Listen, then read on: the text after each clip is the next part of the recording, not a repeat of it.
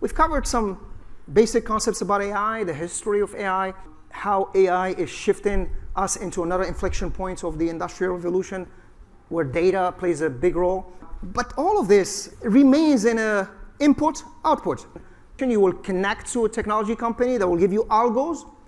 You will use your data. You're eventually going to get some insights. You'll get a response. At the end of the neural network, there'll be an output. And then what? And then somebody's going to have to copy-paste that, or let's go have a meeting. Let's discuss what the AI said, and let's take an action. Let's call tech. Let's create a project, and let's start doing things. That's not the idea, right? This would not be useful. And because AI in its nature does not execute.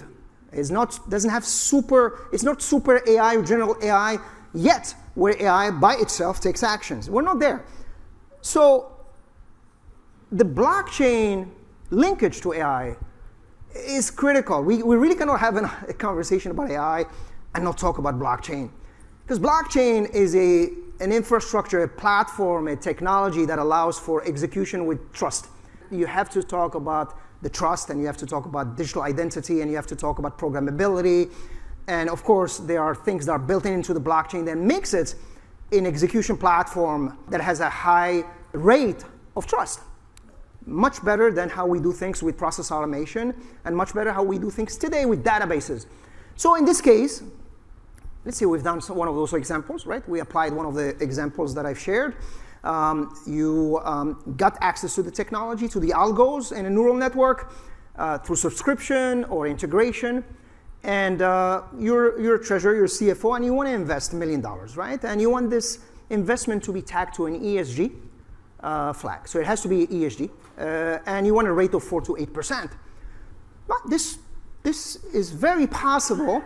There'll be so much data that was fed to the neural network, historical data, research papers, again, Bloomberg type of data. Every single fund out there, all of that data. Imagine ChatGPT had 500 billion words. Imagine how much data can be fed to an AI module for this particular use case.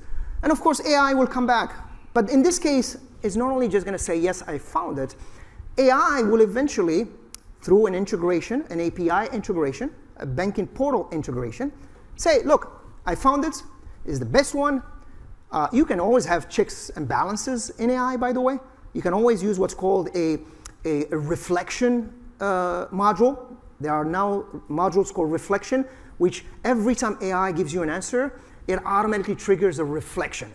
And it goes back and checks on itself. But then it's going to find it, create a smart contract, eventually initiate the portfolio, and send you all the information about the performance of that portfolio, of that fund, into your banking portal.